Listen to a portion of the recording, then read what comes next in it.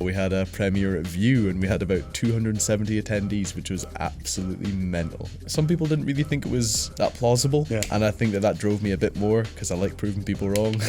Setting up my phone, making stupid little stories. I made one about the boogeyman if he was just like a 9-to-5 worker and he actually just hated his job and his name was just Trevor. And you'll see Leo, my cameraman, crouched down trying to like crawl under the bar.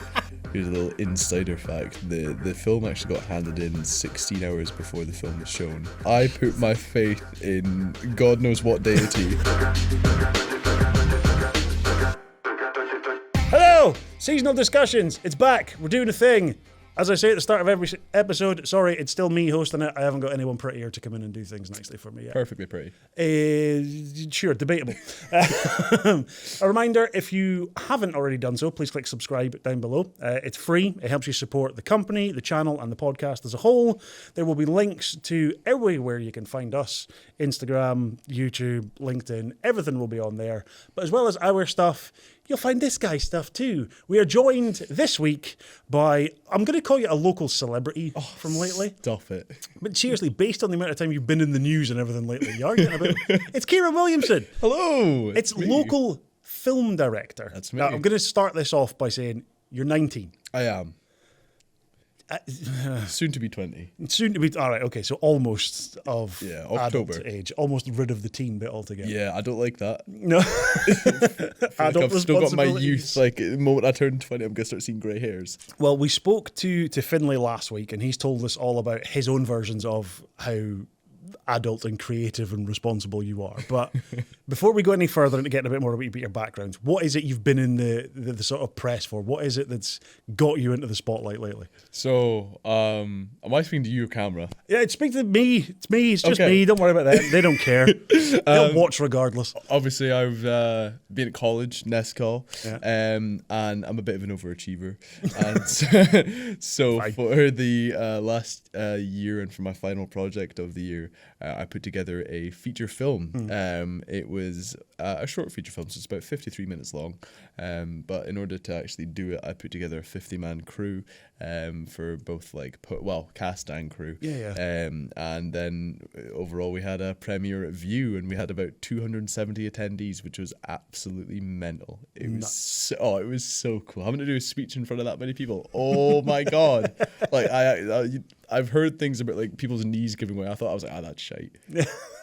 Stands up in front of the crowd and go, wow, my legs don't work anymore. You know, like the bone chattering sound effect in cartoons. That's what it felt like my knees were doing in that moment. Just rocking the knees and rattling in the background. Entirely. So yeah, at 19, you've produced, I mean, you say it's a short feature film. 53 minutes is, when you consider, most people think of 19-year-olds creating content. They think 3-minute videos online. Yeah. They think of little things. What you've done is huge, and I don't think you give yourself enough credit for that. But it's not just you. Like you say, there was 50 plus people involved in this entire thing. Absolutely incredible crew, and I stand by the point that I would not have been able to do it without them at all. Yeah. We had a lot of NESCOL actors, but we also had people from around Scotland. We had one actor from Dundee, who every time we needed to shoot, would travel all the way up, like an absolute trooper. And it's just been insane to see so many people on board. Like when I initially had the idea, it started out so small, and it was just the more and more we kind of built upon it, the more and more people I felt I could reach out to. I was like, right, well, we're gonna need costumes, we'll get a costume department going. Right, we need makeup, I've got a friend who does makeup, well, let's get a makeup department going. And it turned into this massive thing, which I never ever would have expected in a million years. If you told Kieron a year ago what was going on, he'd have gone, no, that's not real, that didn't happen. So that was as part of a project for, you're saying, the end of your second year at NESCOL. Is this something, do you reckon that if you hadn't been at NESCOL, this is something you still would have gone and done? No? Absolutely not. No? I think being at NESCOL and being surrounded by so many fantastic creative people and being given such amazing kit, because the NESCOL kit is, oh my god, it's so good. The fact I was getting my hands on like a Sony FX6, FX30s, like we were getting like boom mics, we were getting dollies, like there was everything. I think I saw it as an opportunity, and it was the fact that if I don't make it big in the industry, which fingers crossed I do, but if I don't, then this is potentially my last chance to get my hands on this kind of equipment, because God knows I'm not going to have that kind of money anytime soon. So I was like, right, let's jump on it and let's just make the coolest, biggest thing that we can. Some people didn't really think it was that plausible, and I think that drove me a bit more, because I like proving people wrong. You strike me as a very determined individual. I mean, obviously, we've spoke before this. We've done work together on a couple of other things for someone else, still based on a half ounce. Details of that should be live now by the time this episode's live. So if so, the behind the scenes that's been created for it will be linked down below in this. Big shout Callum and Willy Nilly William for their creations with that.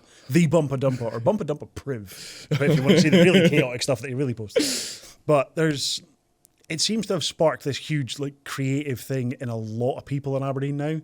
Like I saw photos go up at the premiere. I didn't know much about it before the premiere actually came out. I knew there was someone at Nescall doing something, didn't know what it was. But then seeing the photos come out of the premiere, I'm seeing people in there that I know.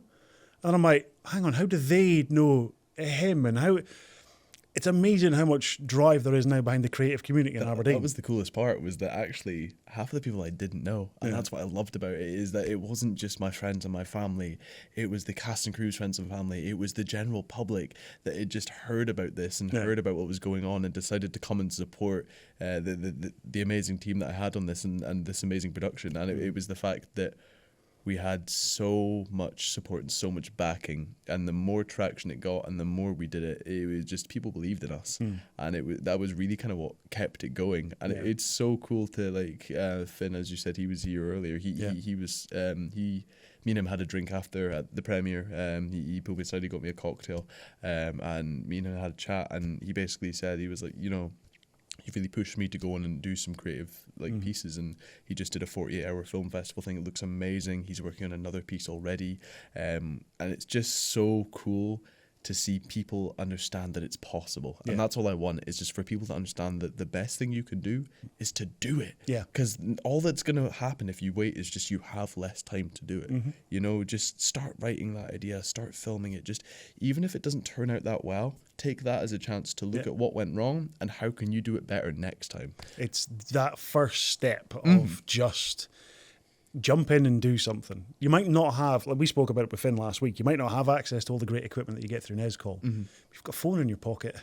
And phones nowadays especially have got, think about 28 years later, obviously they have a stupidly expensive rig, but it's the fact that they did it on an iPhone. That's crazy. You can do it on an iPhone, I mean, the first 2 episodes of this podcast were filmed on an iPhone. There you go. The first 2 episodes that were put out on it, we've had a video lately go out of the tall ships. Look how much content has come out regarding tall ships in Aberdeen over the last few days. Oh, it's been hustle and bustle. 90% of that has been filmed by people on their phones, just going down there doing stuff, because you haven't got time to take a massive rig or a huge setup with you. I mean, we're in the age of social media. It's just phones are becoming what runs pretty much everything. And you should never feel shame in creating content on your phone, because you can create some fantastic content on your phone. Our on-set photographer, Grayson, although he had his camera with him, sometimes he just used his phone and the photos would still turn out absolutely amazingly. And it's just the fact that, I mean, age of social media, just you've got no reason not to do it. If you want to do it, you should just do it. If you have an idea, make the idea. It doesn't matter if you're writing it, recording it, filming it. One of the best free things I've found, and I'm going to throw this out to a lot of folk who might not know it, I know you do, Blackmagic app on your phone. I've got it on my phone. It's so good. The Blackmagic app. So a lot of the cinematic cameras and stuff that a lot of places use now, and I know RGU has them. I don't think Nescall has any of the cameras for them yet. No, we don't have Blackmagic. No, but the Blackmagic cameras are very cinematic. But they're still small portable kind of things. But you've now got an app that you can download for free onto a phone. I mean, I've got it on an iPhone. I imagine it's available. I don't even think there's any microtransactions on it or anything. It's just everything's there. App, which is amazing. And you've got so much more control over your shutter speeds. The IS. There's just literal massive amounts of control of you what can you can shotlist on it as well, which is so. I mean, there's tons of apps as well. You get stuff like Sun Tracker, Shotlister, and stuff like this, where it's just there are so many free and available things, especially on iPhone. On Android, not so much. Which is kind of where I'm screwed over a little bit. But we make up for it. But I mean, you don't need a Red camera or an Arri Alexa. You just need an idea, and you just need to have the passion for it. And what a lot of people think is that it's going to go wrong, or it's not going to go how they want it to. And a half ounce didn't go entirely how I wanted it to. There were things in there that I wasn't happy with. Yeah. But I still love the end result, and not because it's a fantastic film, although it is because so many amazing people worked on it. But I also just love it as a benchmark of what can be done with people my age. Like the whole crew and cast, we had an average age of, I think it was 22. Yeah. And that's what I mean. It's like you've got no excuse, no matter how old, no matter how young. Just do it. Just do the thing, and don't use, like, a lot of people see social media as like a young person's thing now. I'm 41. There's no need for letting age be a barrier to what you're doing. Get out, and if you have an idea, I've never written a book before. Yeah. My last year at college, I wrote a short story. Yeah. Never done it before, but I had the time, and I went, screw it, I'm just going to write it. Yeah.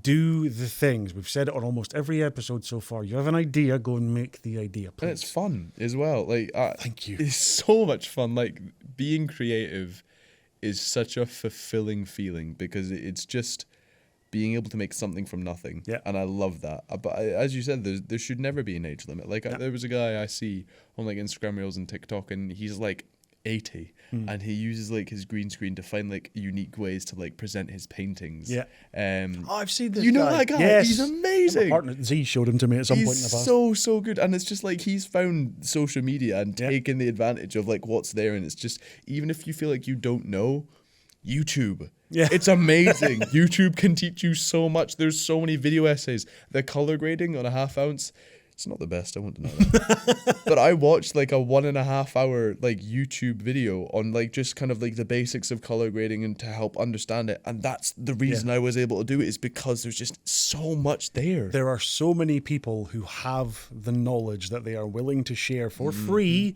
on free platforms for people to learn to do things for themselves. Before you came in, we were chatting beforehand. I've been sitting editing stuff.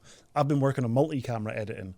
Yes, I've been editing stuff for years, but I can still learn things from these sort of options, and I'll go onto YouTube. I might not take all of the information away from it, but I'll get something out of that I can then go somewhere else and apply the same thing. Exactly. You don't always have to pay for a course. No, exactly. God, never trust them. I've seen people, I used to stream before, as we've said, and I've seen people being like, I'm going to sell you a course on how to be a great streamer. It's like, no, you're Shut not. up. No, you're not.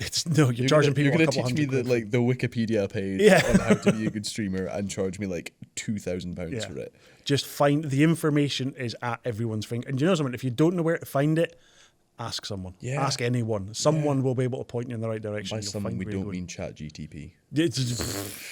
We use ChatGPT, but don't rely on it. Is it GTP or GPT? GPT. That one. We're going to ignore that. I said It's fine. Finlay got the complete wrong name of a store the other week, so Really? it's fine. Yeah. He was was the trying to store? talk about Thistle Tavern, and he started mentioning Geek Retreat instead. So it was just like, he went, yeah, they've done really great. And I'm like, do you mean this other place? He went, let's just pause and cut that out. I haven't paused and cut it out of the episode. He'll know that by now. And now we're highlighting it now. Doubling down on his chaos. Finn, you're welcome. So how did you get started creatively? Obviously through college and stuff. I'm guessing you go into the college course because you had a bit of a creative approach to things anyway beforehand. So before I did the television course at NESCO, I did the filmcraft and animation course. And I did that because I didn't know what I wanted to do. Fair. I always knew I wanted to do something creative because it was just what worked best with my head. I was good with numbers, but I dropped out. And this is another thing, is I only have Nat 5s to my name. And so many schools will tell you need to go to university to do something. This is not the case. Yeah. Schools get numbers based off of how many people go to university. So of course they're going to push that. But never feel that pressure, because I dropped out halfway through S5. I never got my hires, and I took a year away from everything for my mental health, and I just didn't know what I wanted to do. I felt so lost, and I was just working, and that was it. And then I took the filmcraft and animation course because I was like, right, I think I want to do animation. I think that's what I want to do. And I gave it a go, and I went, oh, I don't want to do animation. But you know what I do want to do? Film. I started just having really good fun, just like setting up my phone, making stupid little stories. I made one about the boogeyman, if he was just like a 9-to-5 worker and he actually just hated his job and his name was just Trevor. Okay, this I need to see. I insist on a link to this if you've still got it. Absolutely not. We'll get it out of him eventually. But it started as that, and then it kind of just, I then went on to do the television course because my lecturer Ross was like, well, this is kind of like the next step forward. Went on to do that, and the moment that I got handed those cameras, I loved it. It's just, I love learning through doing. So I was handed the cameras and I just start pressing buttons. I learned through that, and I figure out what it does, and then I go, oh my god, so through this I could then do that, and I could do a shot like this. It's just like big Lego, but in your head. It's like if you connect the pieces, you can create amazing things. And so it started off with first year just doing basic films, and then second year I kind of had started to develop the idea, so I was brought on to a film that will remain nameless. Red Diesel. I was going to say title coming at the bottom. And it didn't go as smoothly as initially planned. I was brought on initially as just like a runner, just to kind of help out because they'd seen my final film from first year and they absolutely loved it. It was called Faded Faces. It was a film about dementia, and there was not a single line of dialogue in the whole film. And not also, you also don't see the faces of any of the characters, so it's meant to be like kind of an artistic representation of losing memory of people. The color grading on that film is awful. And they saw that, brought me on, and then through that on Red Diesel, started off as a runner, and then kind of was assistant director for a little bit until the assistant director came back from holiday, and then I kind of just became like a creative liaison. Like the technical term. So just I'd be there just suggesting shots and stuff like that, and it was good fun, but it didn't have nearly enough pre-production. They were trying to do a feature film in 6 months and 6 weeks. And it had a massive cast, and they were all amazing to work with, and I had a fantastic time. And it was because I did Red Diesel that I was like, right, this isn't quite where it needs to go, but I think I could do something like this and put it where it needed to go. If I just shrink down the scale a little bit, and if I just focus on that organisation and that pre-production now, I knew that if I wanted to do it, I needed to do it then. So in the summer of 2024, that's when the idea kind of started coming. I ran it by people. It just started as a one-shot fight sequence. That's all I ever wanted to shoot, because no one had done a one-shot fight sequence in Nescall. I remember my lecturer, Gavin, pulled me aside at one point and was like, oh, just let you know, so one-shot, they're really hard. Like, they're really hard to do. And I was sitting there going, no, they are. Still doing it. Yeah, I'm still going to give it a go. He was like, just like, be prepared to maybe have to do some hidden cuts and stuff like that. There's not one hidden cut. Stop looking. Although if you do look hard enough, little sneak peek for anyone that's watching this, if you look hard enough, there's a point where the gimbal gets passed over the bar. This was a bit I was really proud of in the fight sequence. So gimbal gets passed over the bar. So we had a secret cameraman kind of pop up from behind the bar and take the camera, and you'd go around, and you'll see Leo, my cameraman, crouched down trying to like crawl under the bar. If you look, you don't see it because you're focused on the action, but if you look down a little bit, you just see this guy in a white t-shirt kind of like crawling along as the gimbal gets passed back over. For the first part, so the film is now available on YouTube and Vimeo as this goes out. The link to the film is down below. We're not going to say when it happens, but you've said what point it is. Go onto the video, watch it, and comment with a timestamp underneath of when you think you can see the cameraman going past. Please, you're going to get a notification on YouTube of like, the most rewatched part of your movie is just this small little section of people trying to find that little bit now. It's going to actually be the I hope he's listed in the credits as an actor at some point. Oh, you should have put Leo in as a character. Man. Small man, bottom of scene. He's quite a small man naturally, so I guess we could just credit him as that full stop. One shot. He could go around and interview saying like, yeah, I nailed it in one take. My part was so easy to film, it was nice to do. But no, I just wanted to do a one-shot fight sequence, and my lecturer was so supportive of the whole thing, but that was the one thing he was a little bit worried that it might not come to fruition. We only had 4 rehearsal days total, and it wasn't even like we had everyone there for the rehearsal days. It was just a scatter of whoever could make it on the days, and we had one proper rehearsal day where everyone was there. And it was just sheer willpower that kind of got us through that. But after that happened, I kind of started to try and justify the characters, right? Why is the character at the bar for this one-shot fight sequence? And why is he fighting them?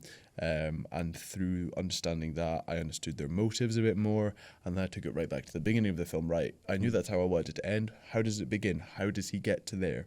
And then you kind of just fill in all between it. It's a bit of an unorthodox way to write a film. Yeah. But that's the brilliant thing about creative stuff is no one can tell you how to do it because as long as it's good, it's good. You know, there's rules to filmmaking. Yeah. But there's not really. You get, like, obviously you'll get the 180-degree line rule. Yeah. Which everyone that does film knows is that, you know, the camera's on a line of 180 degrees and you have to rotate it because if you don't do that, then it's going to look confusing. You don't know where your actors are looking. There's directors who don't even care about that and they still make amazing films and it's still so captivating and if it you works. have a passion for your vision and your idea, exactly, it will come across in what you're producing at the very Never end. let anyone tell you that your idea isn't going to work. Yeah. Because as long as you still try and you still give it a go, you might find out in the end, oh, it didn't work. That's still fine because now you know why it didn't work and now you know how you can make it work next time. This is why I have What is Defeat? Nothing But Education on my arm. Ooh. You don't lose, you learn. I love that. Any mistake that you make, it isn't a I've lost, this hasn't worked. I've learned. It's a okay, I've learned. Next time I won't do that. I'll learn someone else. I have a whiteboard in my room where anyone that comes into my room has a chance to write something like motivating or kind. Just so that if I'm ever having like a rough day, I look at that and I go, look at all these people who back me and believe in me. And one of the things that someone wrote was take every opportunity as a chance to learn. Yeah. And I was like, yeah, that's a brilliant. Think you'll ever get to a stage where you look at it and go, holy crap, I've let too many people in my room? You know what? You know how I can say no to that? Because I have one wall in my room that's painted white completely, and people are allowed to just draw on it. And the amount of dick and balls I have on my wall whenever I've had a party, oh my god! It's like, yeah, there's some parts of my decision I regret. There's other parts that made me think, nah. Every person that's been in my room has signed my wall. I think I have like over 100 signatures in my room. But now you're gonna have to leave that behind because you're up sticks, you're uprooting yourself and leaving Aberdeen soon, aren't you? You're off to where are you going to? Shithole. I'm running away. I'm off to Edinburgh Napier. Okay. So I'm going to be living in Leith for a little bit, which is very fancy. And I'm not used to city life because I'm used to living kind of like on the outskirts of Aberdeen. But I went down there and oh my god, it's terrifying walking about a city you don't know. Like in Aberdeen, I'm strolling about. It feels like, you know, the Tobey Maguire Spider-Man scene where he's walking about, like going like that. The black suit. That's what it feels like because I'm like, I know this place. Like I like, you need to get to a place. I can tell you exactly how to get there. Edinburgh, you ask me to get to a place and you're getting an and that's it. Like Google Maps is going to be my reliance entirely. You're looking at them going, I hope you know the answer because I need to learn this too. Someone please. Maybe even you're looking around at other people going, does anyone know? If they ask me for directions, I'm calling another person over and asking them to get It's like a quartet of people now just standing around going, does anyone know where we are? It's just all of us are students. Yeah. So is it first year you're going? Yeah. So I was hoping to do 2 and 2, but I'm not going to be. But you know what? I've decided it's actually probably for the better because the first 2 years are very theory based. So it gives me time to write new projects and just work on stuff that isn't uni based and get a little bit of a portfolio going. I'm excited to actually have a little bit of chill time as well because God knows I've needed it. After 1 year of chaos of producing your own thing, I suppose. God, yeah. 11 months of writing, producing, directing, editing. Editing was actually probably the worst part. Yeah, I can imagine. Yeah, sitting down there being the only editor because like people offered. Yeah, but you don't trust anyone else to produce what you want. I didn't. I loved them, but it was just I knew what I wanted it to be from the very beginning, and so I was like, "My baby, you're not touching it." I'm sure eventually I'll find someone that I trust their editing style enough to let them do it. But it was for that there was no one who had shown me their editing style enough for me to be able to go, I trust you enough to put this 11-month project in your hands. Well, like you say, it's not just. Yes, it's your vision. Yes, it's your baby. Yes, it's your creative. But you've got a crew of 50 people involved in total. Yeah. You don't want anyone else to touch the edit and ruin their effort that's gone into it as well. Entirely. It's not like literally. This, I can say it now, but I can't imagine what like the weight of the world must have felt like with everyone else's responsibility or everyone else's input and everything just falling on your shoulders. Pressure was absolutely insane, and it is without a doubt the most stressed I've ever been. And I say that as both a positive and a negative thing. The week before the premiere, here's a little insider fact: the film actually got handed in 16 hours before the film was shown, and as Finn has told me not to do. It was all kept on one hard drive. Yes, it was getting brought back up at some point at this one. With no backups. Second-hand hard drive. Second-hand CEX hard drive. I put my faith in God knows what deity, but they did me well. You know what? It's this tattoo. I've got a plank of wood tattoo, and I say touch wood, and it's never failed us on set. There was one time we were filming at Edinburgh car park. Yeah. It was our second day filming there, and there was a car parked in the exact spot where we needed to film. It was going to be the biggest continuity error, and we just actually would not have been able to film that day. And every single person in the cast and crew touched the tattoo, and within 10 minutes the car moved. And it wasn't even rush hour or nothing. That's going to get you through like the rest of your life. My God, yeah. I'll be writing my dissertation. I'll just please. Theoretical stories of how tattoos really saved your life. I can't imagine going through that process. I make, not films as such, I make documentaries, I make little audio things, we do the podcast, we do video. But that kind of length. I mean, again, you say it's a short thing. It's 53 minutes. It's a lot. What's the difference between classing someone as a feature film and a movie then? So I looked at the technical length for a feature film is anything over 45 minutes. Okay. I don't know when it becomes a movie.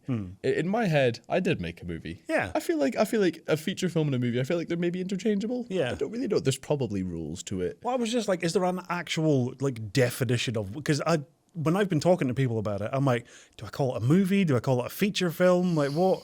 Because I know we spoke when we were doing the BTS stuff about the differences that you would have to put the film through to be able to screen it in certain places. Yeah. So I'm like, does the same thing apply to titling it, to name, like to calling it what it is? Yeah, I actually have no idea. It's like, is movie a protected term that only certain people are allowed to use? I wouldn't be surprised, to be honest, knowing the kind of corporations that own like movies and cinemas and stuff like that. Like, if we wanted it to be an official release, we would have had to pay for the... Is it BFI? No, it's not BFI. Is it BFI? It's a BFI, British Film Institute. I can't remember. It might be something like that, but either pay way, someone. There's you have to pay by the minute to get them to watch your film, and I just didn't have those funds. The film itself was very expensive, and it was all out of my pocket. Yeah. We did have a fundraiser, and we had some amazing people back it. My uncle surprised us with like a £100 donation, which was incredible. Yeah. That covered food for like 2 days. That's the one thing is, I obviously wasn't able to pay my cast and crew because. Independent production. Yeah, exactly. But the least I did for them, and it was the least I thought I could do, was to get them all lunch every other day, because I was like, it's your time I'm taking up. I may as well get you guys like a meal deal at the very least. Yeah. That last week before the premiere, I got a total of 9 hours of sleep. It was every 5 hours I would take about half an hour nap, wake back up, and then keep editing. At one point I had my friend around, Leo, the cameraman. He was just there as like a body double. So like with ADHD, if you have someone else in the room, it helps you focus on your work. Don't know why. It's like white noise. Yeah. And it was so weird because he went to sleep, and I watched his entire sleep cycle, not like a perv, like I wasn't standing over him. It's like, yes, he was there. I was aware of it. Yeah, he was like sleeping in the background, and I watched his whole sleep cycle. Like I watched him go to bed and then wake back up, and I was still editing. And does he know, or is he watching this being like, sorry, what? He's just found out. Right, okay. No, I think he knows. I like that. Like that approach to it though, because that body doubling is a thing that not a lot of people know about. Like, it's so helpful. I'm undiagnosed, but have been discussed before about ADHD. So is my partner, and it's a big thing for.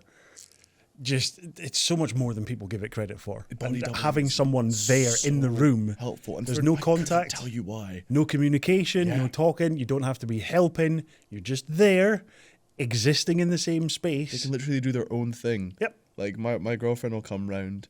Who, shout out to her, she has been the most patient angel. A literal rock. Oh my God, she has. Like my availability, she lives all the way down in Stirling, and my availability throughout this film was obviously dire because of just how much I had to do. Like my calendar, I can actually show you. I can imagine just top to bottom. Oh day my after God! Day after so. day. It through like November, December, Jesus. It was like every day I just had stuff on. It's like, my life does not exist anymore. Yeah. Goodbye, calendar. So my availability for seeing her was so dire. and she stuck through, and she was so supportive, and she was just my #1 fan. So, like, sending so much love to Chloe. I love her so much. She was actually half the reason I was able to get through this, because it was just anytime I was having a rough time, I'd give her a call, and she would reassure me. She just remind me that what I was doing was fucking insane, and that, you know, no one was ever expecting this of me, and I'm still doing it. But no, the week up until the premiere was just done. Oh my God, yeah. I actually don't know how I was functioning. Yeah. Like, I actually have no... Technically, I shouldn't have been. I probably should have been hallucinating, but I wasn't amazingly. Wait for some interesting edits on the scenes. Like, you'll see me at the premiere. It's like 270 people here. It's like, there was actually 5. No clue what was going on. Didn't know what... He turned up... Thank you guys so much. It's just my mum and my girlfriend. He's sitting in Cineworld instead of View. Standing up. Thank you for coming to watch this. Like, we're here to see Batman. What are you on about? What do you mean? I'm Matt Reeves. I genuinely... What you were saying before about, like, providing lunch for everyone as well, that in and of itself kind of ties into what Finlay was saying about you as an individual. There's a lot of people who would approach these kind of things, and they get, and I'm not going to knock them for it, because I have moments like it. I'm sure you do. Every single creative does, where you lose sight of other people who are nearby, and you just get so focused on your thing that you can be a bit standoffish, a bit, excuse my French, a bit of an arsehole with people if you're doing things. But this was obviously a labour of love, and you were passing that on to the people who were involved in it with you by being like, I can't pay you, but I can feed you at least for the time while we're here. So credit to you for that, mate, because that's a huge thing. I stand by the belief that the world could always just do with a little bit more kindness in it. Yeah.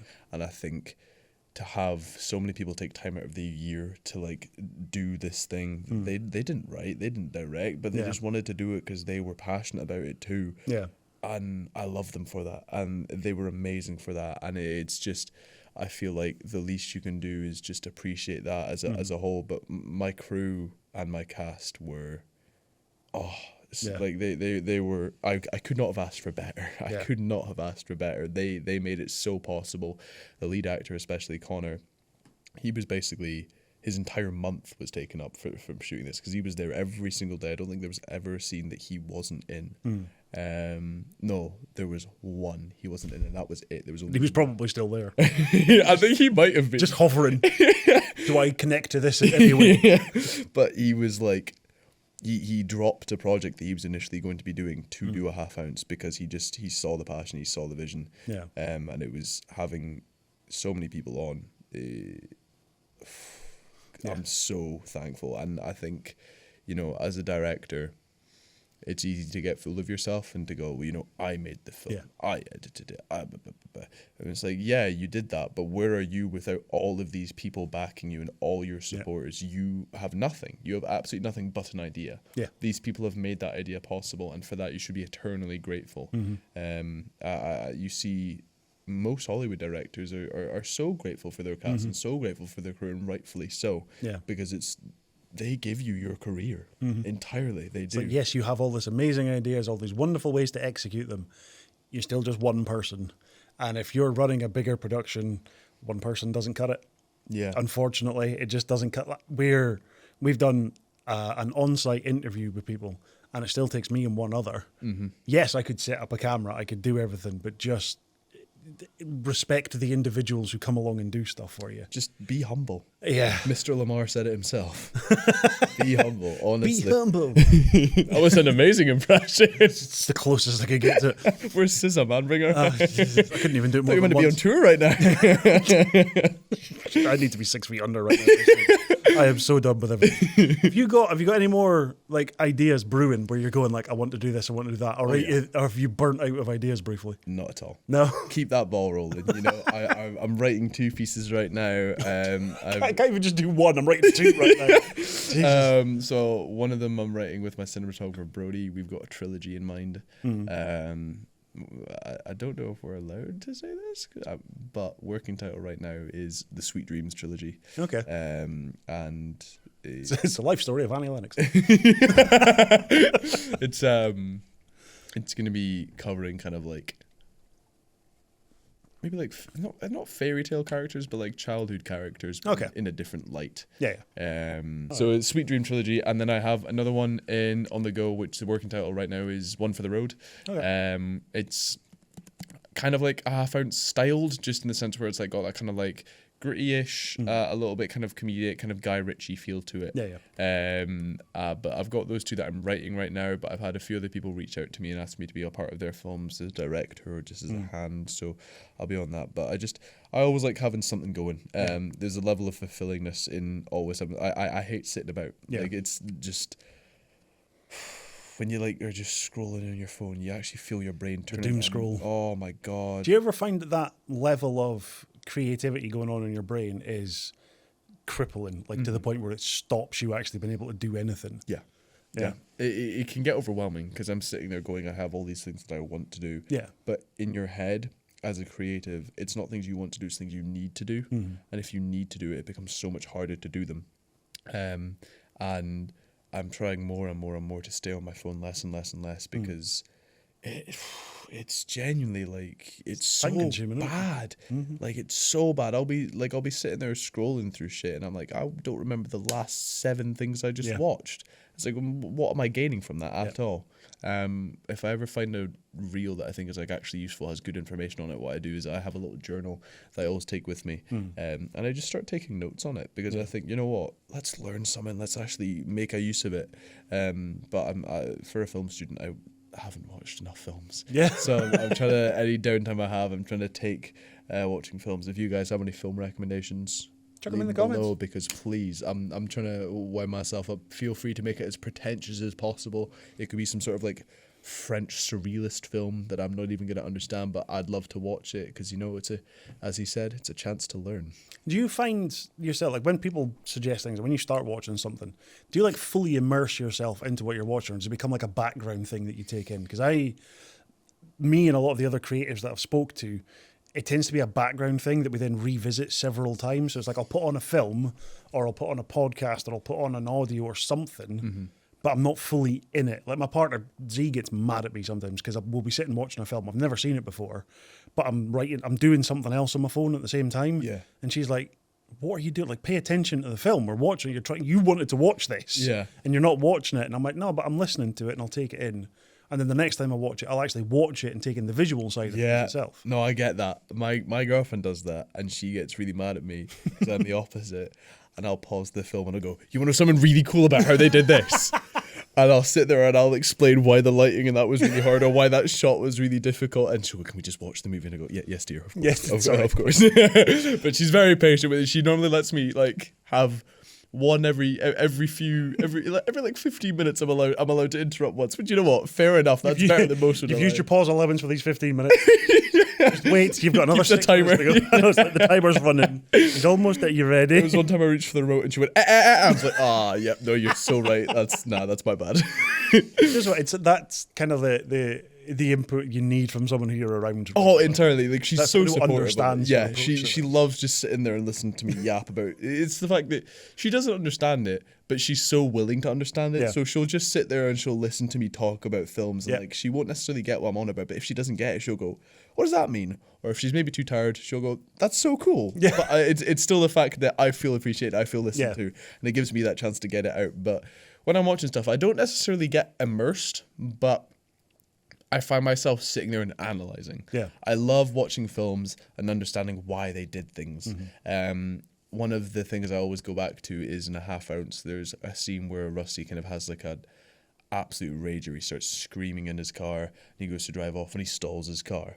And I added that in because, you know, it's funny. You know, he has a rager, stalls his car and it's, oh, you motherfucker. You know, like that's so funny.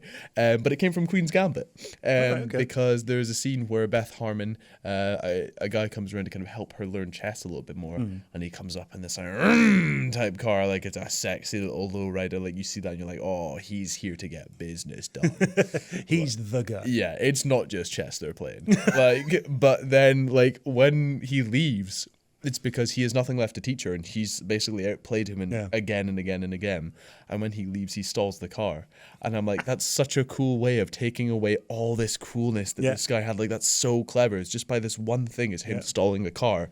You've lost all respect for that character. Momentum, path, aura, everything. It's just gone. Exactly. And I love that. I thought that was such a brilliant thing. And like, a main thing about what I wanted Rusty to feel like is I never wanted him to actually feel like someone that was dangerous. I wanted him to feel like someone who was unpredictable. Okay. In reality, the people he's in charge of, it's not organized crime, it's disorganized crime. Yeah. Like, he's just in charge of a bunch of rowdy boys who just like beating people up and like getting money. That's it. And you see it. And one of my favorite shots is in scene 4. It's when Geordie and Stevie are bringing a body in, and Rusty's framed in the background, and you have everything that's happening with Geordie and Stevie is in the foreground, and there's even other people sitting in front of Geordie and Stevie, and they're also in the foreground. So there's so much going on in the foreground, but they're all backlit, so they're all very dark. Yeah. But because Rusty's got this light on him, you have this focus on him, and it's the fact that he's in charge of all of this just chaos that's happening. He hasn't actually got any control over it. He just rules by fear. Yeah. And that's kind of what I wanted to try and show through that. And I was like, if we give him this moment where he kind of loses all that kind of like threateningness, you realize it's just fear. He's just a dude who stalls his car like everybody else. Exactly that. It's just cool moments like that where I love watching films and just taking bits from them and going, oh my God, I understand why they made him say that line earlier because it set up this, or I understand why they've had him do that action because that tells me this about his character and that develops this. And it's understanding motivation behind decision. That's the big thing with film, is if you're doing something, why are you doing it? I was saying to you earlier, it's just if my cameraman, cinematographer and assistant director hated me in the beginning of shot listing, because anytime they were like, we could do this shot, I'd go, why? And then by the end of it, they were with me on board, and they were like, right, no, we don't have a reason to put the camera there. And it works, because not only do your shots still look cool, but because they have motivation behind it, it tells the audience more. And I love that. Like, I think that's a big thing for a lot of creatives to take away is anything that you're doing, why? Why are you doing it? Don't do something for the sake sake of Are you doing it because it's actually going to benefit what's happening? Are you doing it because it fits? Or are you just... It's like, why does Michael Bay have 6,000 explosions? Does it benefit anything he's doing? No, he's only done it because he wants to do it, and it's what he's known for. Exactly. 90% of the explosions he puts into a film are only there because he wanted them there. They don't justify there's anything. No reason for it. And that's what I mean, is just...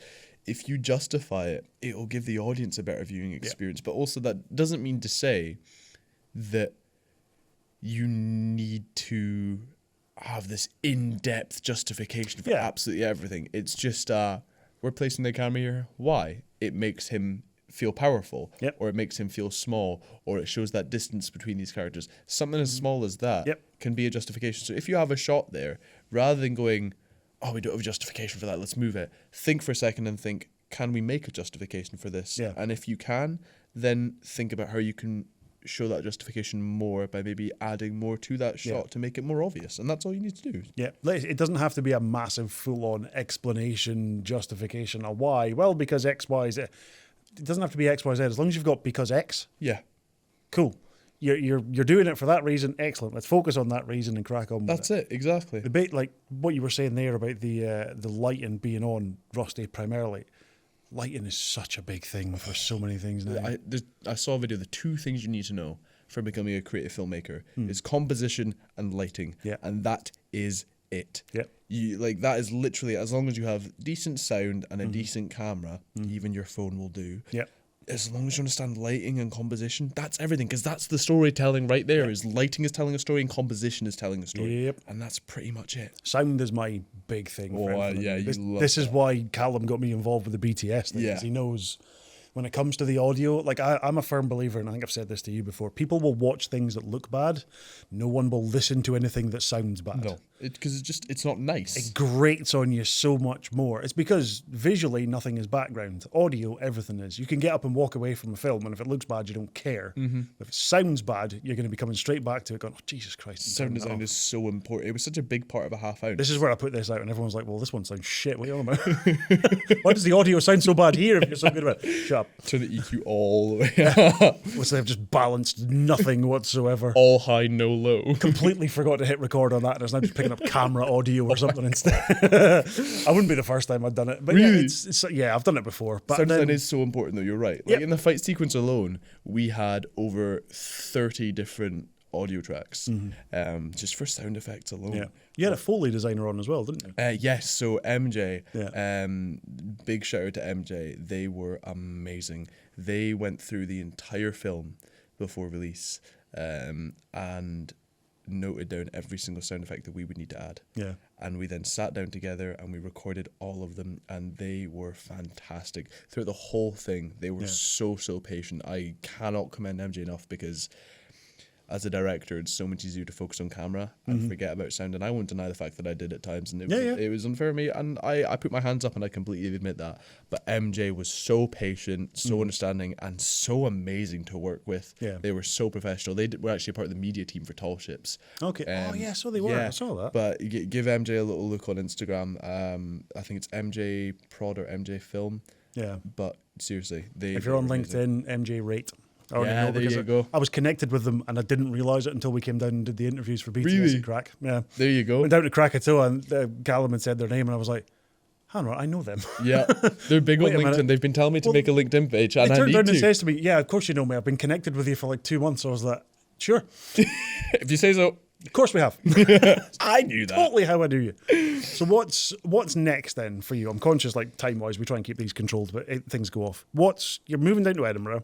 You're starting uni down there. You've got some ideas brewing. What's next in the pipeline for you? I think for now, get myself sorted down there, get the place set up, get my place feeling homely. Yeah. I'm a strong believer of, you should make the place that you live in feel like home. Yeah. Because if it doesn't, you're not going to have any sort of creative thought whatsoever. Fair. If I am living in a like millennial grey house and it's like the countertops are made from like just black material and like everything's sleek, I'm gonna think, it feels like I'm in a hotel. I'm in a show house right now. Exactly. Like in my house, in my room, I painted psychedelic paintings all over my ceiling. I have a wall that's covered in over 500 Polaroid photos of me and my friends. And I'm a strong believer of just do everything you can with your space to make it feel creative. So that'll be my first step. But then after that, it's going to be continuing to write my pieces, see about making some connections in Edinburgh. And me and Brody are going to keep working on some stuff as well. We meet up every bi-weekly for something we call an IRL podcast, which we don't record anything at all. But we come together and we sit down and we have talking points laid out that stuff we want to discuss. Want to rattle through? Yeah, because we're of the belief that, in the age of social media, you are losing a bit of human connection. Like, you see it less, like more and more and more. Yeah. People's attention spans are draining.